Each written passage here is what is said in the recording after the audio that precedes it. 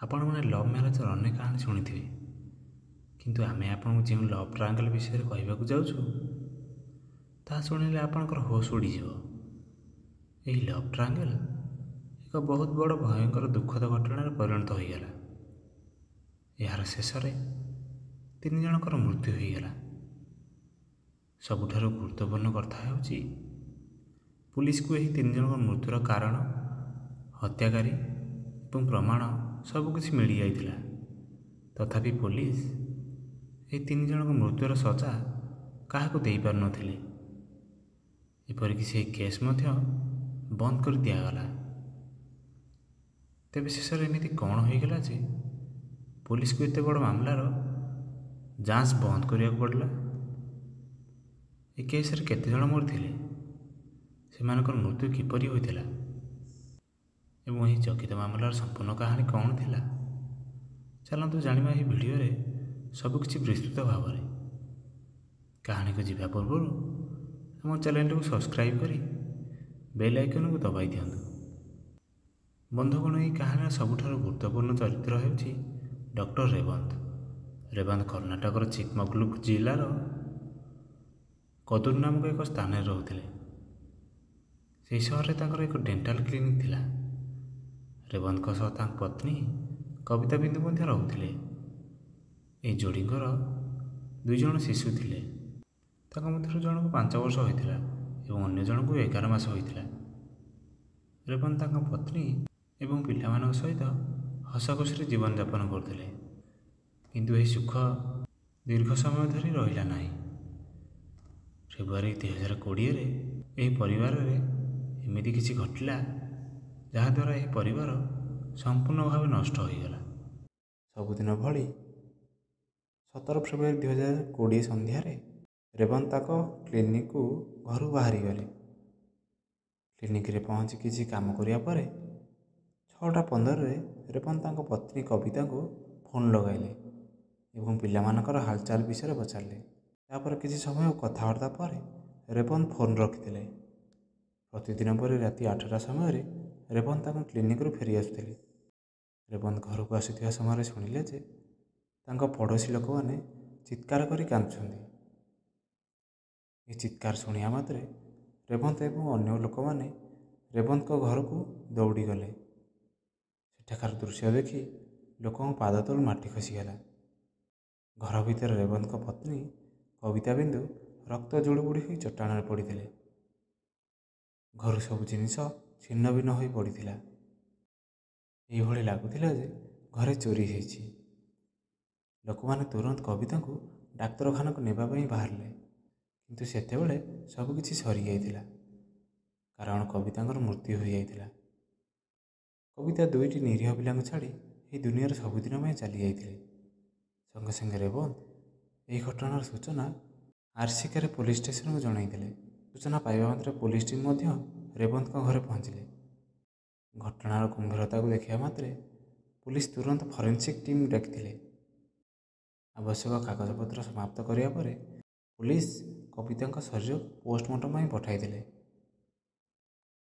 ରେବନ୍ତଙ୍କ ବୟାନ ଅନୁଯାୟୀ ଏକ FIR ଫାଇଲ୍ ଦାଖଲ କରାଗଲା। ରେବନ୍ତ କହିଲେ ଯେ କବିତାଙ୍କର ହତ୍ୟା ଚୋରମାନେ କରିଛନ୍ତି, କାରଣ ଘରୁ ଅନେକ ମୂଲ୍ୟବାନ ଜିନିଷ ଏବଂ ଅଳଙ୍କାର ସବୁ ଚୋରି ହୋଇଯାଇଛି।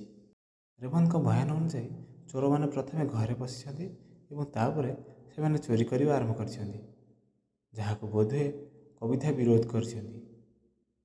ଏହି କାରଣ ହେତୁ ଚୋରମାନେ କବିତାଙ୍କୁ ହତ୍ୟା କରିଛନ୍ତି ଆଉ ତାପରେ ମୂଲ୍ୟବାନ ଜିନିଷ ଗୁଡ଼ିକୁ ଲୁଟି ନେଇ ପଳାଇ ଯାଇଛନ୍ତି।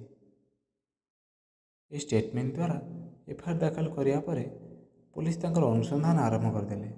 ଅନୁସନ୍ଧାନର ଆରମ୍ଭ ଲୁଟପାଟ ଆଙ୍ଗେଲରୁ କରାଗଲା। ପୋଲିସକୁ ଏହି ଅନୁସନ୍ଧାନରେ କିଛି ଅଦ୍ଭୁତ ଲାଗିଲା। ରେବନ୍ତ ବୟାନ ଦେଇଥିଲେ କି ଚୋରମାନେ ଘରକୁ ଆସିଥିଲେ ଏବଂ ସେମାନେ ଘରୁ ମୂଲ୍ୟବାନ ଜିନିଷ ଚୋରି କରିଛନ୍ତି, କିନ୍ତୁ ପ୍ରାରମ୍ଭିକ ଅନୁସନ୍ଧାନରେ ପୋଲିସକୁ ଘର ଭିତରେ କୌଣସି ବାଧ୍ୟତାମୂଳକ ଲୁଟପାଟର ନିଶାନ ମିଳିଲା ନାହିଁ। କେବଳ ଏତିକି ନୁହେଁ, ଯଦି କବିତାଙ୍କ ସହିତ କେହି ଜବରଦସ୍ତି ଏବଂ ମାରପିଟ କରିଛନ୍ତି ତେବେ ସେଠାରେ ଷ୍ଟ୍ରଗଲର ଚିହ୍ନ ନିଶ୍ଚିତ ମିଳିଥାନ୍ତା, କିନ୍ତୁ ପୋଲିସକୁ ଏହିପରି କିଛି ବି ନିଶାନ ମିଳିଲା ନାହିଁ। ଘରୁ ମୂଲ୍ୟବାନ ଅଳଙ୍କାର ସବୁ ନିଶ୍ଚିତ ଚୋରି ହୋଇଛି, ହେଲେ ଘରେ କେହି ଜବରଦସ୍ତି ପଶିବାର କୌଣସି ପ୍ରମାଣ ମିଳିଲା ନାହିଁ। ପୋଲିସର ସନ୍ଦେହ ରେବନ୍ତ ଉପରେ ହୋଇଥିଲା, କିନ୍ତୁ ପୋଲିସ ପୋଷ୍ଟମର୍ଟମ ରିପୋର୍ଟକୁ ଅପେକ୍ଷା କରିଥିଲେ। ସେ ପର୍ଯ୍ୟନ୍ତ ପୋଲିସ ତାଙ୍କର ଅନୁସନ୍ଧାନ ଜାରି ରଖିଥିଲେ। ଯେତେବେଳେ ପୋଷ୍ଟମର୍ଟମ ରିପୋର୍ଟ ଆସିଲା, ସେତେବେଳେ ସମସ୍ତେ ଆଶ୍ଚର୍ଯ୍ୟ ହୋଇଗଲେ। ପୋଷ୍ଟମର୍ଟମ ରିପୋର୍ଟରେ ଏହା ଲେଖା ଥିଲା ଯେ କବିତାଙ୍କ ହତ୍ୟା ବହୁତ ସ୍ୱଚ୍ଛତା ସହିତ କରାଯାଇଛି, ଯାହା କେବଳ ଜଣେ ପ୍ରଫେସନାଲ ହିଁ କରିପାରିବ। ପୋଷ୍ଟମର୍ଟମ ରିପୋର୍ଟରେ ଏହା ମଧ୍ୟ ଲେଖା ଥିଲା ଯେ କବିତାଙ୍କ ଗଳାକୁ କୌଣସି ହତିଆରରେ କଟାଯାଇନଥିଲା।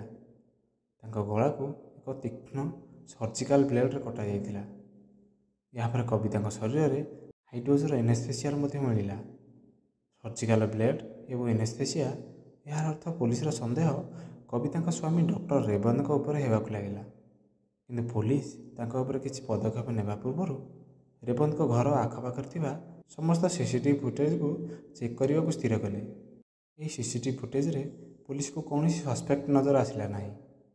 ଏହାପରେ ଯେତେବେଳେ ରେବନ୍ଦଙ୍କର କଲ୍ ରେକର୍ଡ ଚେକ୍ କଲେ, ସେମାନେ ଦେଖିଲେ ଯେ ରେବନ୍ଦ କିଛି ଦିନ ଧରି ଜଣେ ହର୍ଷିତା ନାମକ ମହିଳାଙ୍କ ସହ କଥାବାର୍ତ୍ତା କରୁଛନ୍ତି। ତାଙ୍କ ସ୍ତ୍ରୀଙ୍କ ମୃତ୍ୟୁ ପରେ ମଧ୍ୟ ସେ ହର୍ଷିତାଙ୍କ ସହିତ ଲଗାତାର କଥାବାର୍ତ୍ତା କରୁଛନ୍ତି। ବର୍ତ୍ତମାନ ପର୍ଯ୍ୟନ୍ତ ମିଳିଥିବା ସମସ୍ତ ପ୍ରମାଣରୁ ଏହା ବୁଝାପଡ଼ୁଥିଲା ଯେ ବୋଧହୁଏ ରେବନ୍ଦଙ୍କ ସହ ହର୍ଷିତାଙ୍କର ସମ୍ପର୍କ ଅଛି। ଏହି ସମ୍ପର୍କ ହେତୁ ରେବନ୍ତ ନିଜେ ତାଙ୍କ ସ୍ତ୍ରୀଙ୍କର ହତ୍ୟା କରିଛନ୍ତି। ବର୍ତ୍ତମାନ ପୋଲିସ ଘଟଣାର ସତ୍ୟତା ଜାଣିବା ପାଇଁ ପୁଣି ଥରେ ରେବନ୍ତଙ୍କୁ ଫୋନ୍ କରି ପୋଲିସ ଷ୍ଟେସନକୁ ଆସିବାକୁ କହିଲେ। ଏହା ପୂର୍ବରୁ ପୋଲିସ ଅନେକ ଥର ରେବନ୍ତଙ୍କୁ ପୋଲିସ ଷ୍ଟେସନକୁ ଡାକିଥିଲେ ଏବଂ ତାଙ୍କୁ ପଚରାଉଚରା କରୁଥିଲେ। ଯେତେଥର ପୋଲିସ ରେବନ୍ତଙ୍କୁ ପୋଲିସ ଷ୍ଟେସନକୁ ଡାକିଥିଲେ, ସେ ତୁରନ୍ତ ଆସି ପୋଲିସ ଷ୍ଟେସନରେ ପହଞ୍ଚି ଯାଉଥିଲେ ଏବଂ ପୋଲିସକୁ ଅନୁସନ୍ଧାନରେ ସେ ସମ୍ପୂର୍ଣ୍ଣ ଭାବେ ସହଯୋଗ କରୁଥିଲେ। କିନ୍ତୁ ଯେତେବେଳେ 22 ଫେବୃଆରୀ ଦିନ ପୁଣି ଥରେ ପୋଲିସ ରେବନ୍ତଙ୍କୁ ଡାକିଲେ, ସେହିଦିନ ସେ ଠିକ୍ ସମୟରେ ପୋଲିସ ଷ୍ଟେସନରେ ପହଞ୍ଚିଲେ ନାହିଁ। କିଛି ସମୟ ଅପେକ୍ଷା କରିବା ପରେ ପୋଲିସ ନିଜେ ରେବନ୍ତଙ୍କୁ ଖୋଜିବା ପାଇଁ ବାହାରି ପଡ଼ିଲେ। କିନ୍ତୁ ତାପରେ ପୋଲିସ ଜାଣିବାକୁ ପାଇଲେ ଯେ ନିକଟସ୍ଥ ବନ୍ଦିକୋପାଳ ରେଳ ଫାଟକରେ କାହାର ଡେଡ୍ ବଡି ପଡ଼ିଛି। ଯେତେବେଳେ ପୋଲିସ ସେଠାକୁ ଗଲେ, ସେମାନେ ମଧ୍ୟ ଆଶ୍ଚର୍ଯ୍ୟ ହୋଇଗଲେ, କାହିଁକିନା ସେହି ଡେଡ୍ ବଡି ରେବନ୍ତଙ୍କର ଥିଲା। 5 ଦିନ ପୂର୍ବରୁ 2 ନିରୀହ ପିଲାମାନଙ୍କର ମା ତାଙ୍କୁ ଛାଡ଼ି ଚାଲିଯାଇଥିଲା, ଆଉ ଏବେ ତାଙ୍କ ବାପା ମଧ୍ୟ ଏହି ଦୁନିଆ ଛାଡ଼ି ଚାଲିଗଲେ।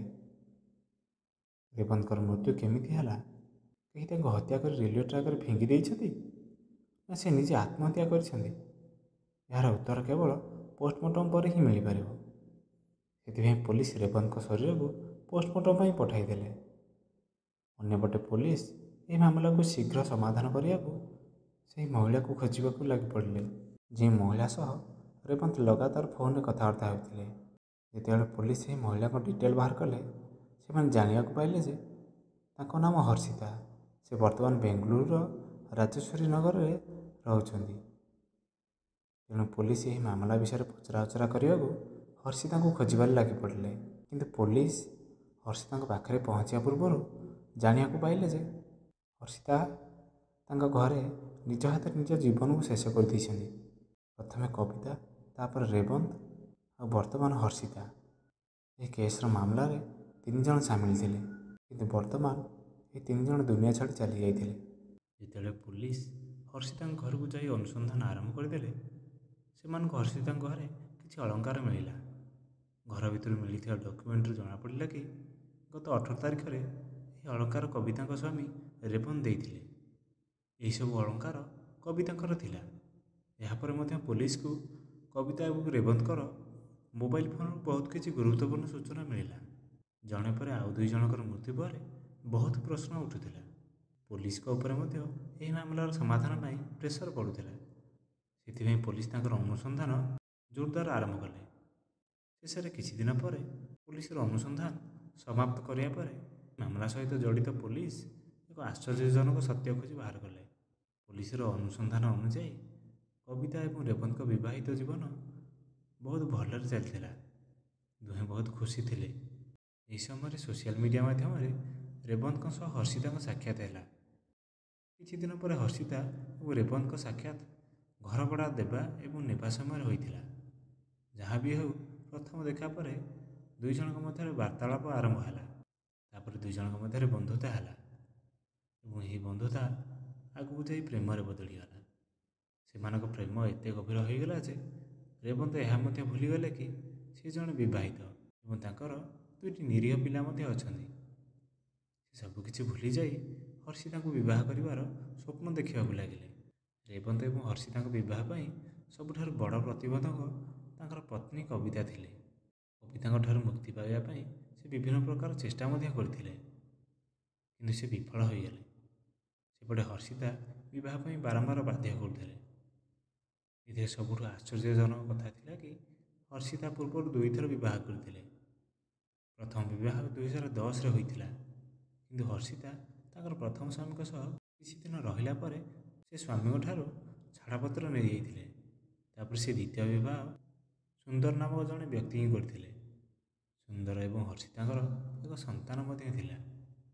ସେମାନେ ବାଙ୍ଗାଲୋରରେ ଏକାଠି ରହୁଥିଲେ। ଏହା ସତ୍ତ୍ୱେ ମଧ୍ୟ ହର୍ଷିତା ରେବନ୍ତଙ୍କୁ ବିବାହ କରିବା ପାଇଁ ପାଗଳ ହୋଇଯାଉଥିଲେ। ଯେତେବେଳେ ହର୍ଷିତା ବିବାହ କରିବା ପାଇଁ ରେବନ୍ତଙ୍କୁ ବାରମ୍ବାର ପ୍ରେସର କଲେ, ସେଠୁ ରେବନ୍ତ ତାଙ୍କ ପତ୍ନୀଙ୍କୁ ମାରିବା ପାଇଁ ଏକ ଭୟଙ୍କର ଯୋଜନା ବନେଇଲେ।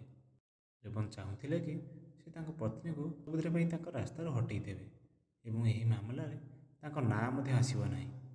ସେଥିପାଇଁ ସମ୍ପୂର୍ଣ୍ଣ ପ୍ଲାନିଂ ପରେ 17 ଅଗଷ୍ଟ 2020ରେ ସେ ପ୍ରଥମେ କିଛି ବାହାନା କରି ତାଙ୍କର ଦୁଇ ପିଲାଙ୍କୁ ସମ୍ପର୍କୀୟଙ୍କ ଘରକୁ ପଠାଇଦେଲେ। ତାପରେ ସେ ତାଙ୍କ ପତ୍ନୀଙ୍କ ଶରୀରରେ ଅଧିକ ମାତ୍ରାରେ ଏନୋସ୍ଥେସିଆକୁ ଇଞ୍ଜେକ୍ସନ୍ ମାଧ୍ୟମରେ ଦେଇଦେଲେ। ଏନୋସ୍ଥେସିଆ ଦ୍ୱାରା କବିତା ବେହୋସ ହୋଇଗଲେ। କବିତା ବେହୋସ ହେଲା ପରେ ରେବନ୍ତ ଏକ ସର୍ଜିକାଲ ବ୍ଲେଡ୍ ମାଧ୍ୟମରେ କବିତାଙ୍କର ଗଳାକୁ କାଟିଦେଲେ ଏବଂ ଘରେ ରଖିଥିବା ସମସ୍ତ ମୂଲ୍ୟବାନ ଅଳଙ୍କାର ବାହାର କରି ଏକ ବ୍ୟାଗରେ ରଖିଦେଲେ। ଏତିକି ନୁହେଁ, ମରି ପଡ଼ିଥିବା କବିତାଙ୍କ ବେକରୁ ହାର ମଧ୍ୟ ବାହାର କରି ନେଇଗଲେ। ତାପରେ ଅତି ସହଜରେ ସେ କ୍ଲିନିକରୁ ଫେରି ଚିତ୍କାର କରି କାନ୍ଦିବାକୁ ଲାଗିଲେ ଏବଂ ପୋଲିସକୁ ଘରେ ଚୋରି ହୋଇଥିବାର ମିଛ କାହାଣୀ ସବୁ କହିଲେ। କବିତାଙ୍କ ମୃତ୍ୟୁର ପରଦିନ ଅର୍ଥାତ୍ 18 ଅଗଷ୍ଟ 2020ରେ କବିତାଙ୍କର ସମସ୍ତ ଗହଣାଗୁଡ଼ିକୁ ହର୍ଷିତାଙ୍କୁ ଦେଇଦେଲେ। ପୋଲିସର ବୟାନ ଅନୁଯାୟୀ ରେବନ୍ତ ଯେତେବେଳେ ଜାଣିଲେ କି ସେ ଆଉ ପୋଲିସର କବଳରୁ ଖସି ପାରିବେ ନାହିଁ ଏବଂ ତାଙ୍କର ଏହି ସତ ଘଟଣା ସମସ୍ତ ଲୋକ ଜାଣିପାରିବେ, ତ ସେହି ଡରରେ ସେ ପୋଲିସ ଡାକିବା ପରେ ପୋଲିସ ଷ୍ଟେସନକୁ ଯିବା ପରିବର୍ତ୍ତେ ରେଲୱେ ଟ୍ରାକ୍କୁ ଚାଲିଗଲେ ଏବଂ ଦ୍ରୁତ ଗତିରେ ଆସୁଥିବା ଟ୍ରେନ୍ ଆଗରେ ଡେଇଁ ପଡ଼ି ଆତ୍ମହତ୍ୟା କରିଦେଲେ। କବିତାଙ୍କ କେସ୍ ଏକ ହାଇ ପ୍ରୋଫାଇଲ୍ ଥିଲା। ସେଠାକାର ମିଡ଼ିଆ ଏହି ଖବରକୁ ବାରମ୍ବାର ଅନୁସରଣ କରୁଥିଲେ। ତେଣୁ ରେବନ୍ତଙ୍କ ମୃତ୍ୟୁ ବିଷୟରେ ମଧ୍ୟ ଖବରକାଗଜ ଏବଂ ନ୍ୟୁଜ୍ ଚ୍ୟାନେଲରେ ଆସିଗଲା। ନ୍ୟୁଜ୍ ମାଧ୍ୟମରେ ଏହି ଖବର ଯେତେବେଳେ ହର୍ଷିତା ଜାଣିବାକୁ ପାଇଲେ, ତାପରେ ସେ ଭୟ କରିବାକୁ ଲାଗିଲେ, କାହିଁକିନା ଦିନେ ନା ଦିନେ ପୋଲିସ ମଧ୍ୟ ତାଙ୍କ ନିକଟରେ ପହଞ୍ଚିଯିବ ଏବଂ ତାଙ୍କୁ ଜେଲକୁ ଯିବାକୁ ପଡ଼ିବ। କେବଳ ଏହି ଭୟରେ ରେବନ୍ତଙ୍କର ମୃତ୍ୟୁର କିଛି ଘଣ୍ଟା ପରେ ହର୍ଷିତା ମଧ୍ୟ ତାଙ୍କ ଘରେ ବେକରେ ରଶି ଲଗାଇ ଆତ୍ମହତ୍ୟା କରିଦେଲେ। ଏକ ବେଆଇନ ସମ୍ପର୍କ ଯୋଗୁଁ ତିନି ଜଣଙ୍କର ବିନା କାରଣରେ ଜୀବନ ଚାଲିଗଲା। ଏହି ପୁରା ମାମଲାରେ ପୋଲିସକୁ କବିତାଙ୍କ ମୃତ୍ୟୁ ହେବାର କାରଣ ଏବଂ କବିତାକୁ କିଏ ହତ୍ୟା କରିଥିଲେ ତାହା ପୋଲିସ ଖୋଜି ପାଇଗଲେ। ଏହାପରେ ପୋଲିସ ଏହି କେସ୍ର ଫାଇଲକୁ ବନ୍ଦ କରିଦେଲେ, କାରଣ ଏହି ପୁରା ମାମଲାରେ କ୍ରାଇମ୍ ସସ୍ପେକ୍ଟ ରେବନ୍ତ ଏବଂ ହର୍ଷିତା ଏହି ଦୁନିଆ ଛାଡ଼ି ଚାଲିଯାଇଥିଲେ। ଏପରିକି କୌଣସି ବ୍ୟକ୍ତି ନଥିଲେ ଯାହା ଉପରେ ମାମଲା ରୁଜୁ ହୋଇପାରିବ। ତ ସାଙ୍ଗମାନେ, ଏହି ପୁରା କାହାଣୀ ଜାଣିବା ପରେ ଆପଣଙ୍କର ମତାମତ କ'ଣ ଆମକୁ କମେଣ୍ଟ ବକ୍ସରେ ଜଣାନ୍ତୁ। ଯଦି ଆପଣଙ୍କୁ ଆମର କଠିନ ପରିଶ୍ରମ ପସନ୍ଦ ଲାଗିଲା, ତେବେ ଆପଣ ଆମ ଚ୍ୟାନେଲକୁ ସବସ୍କ୍ରାଇବ୍ କରିଦିଅନ୍ତୁ।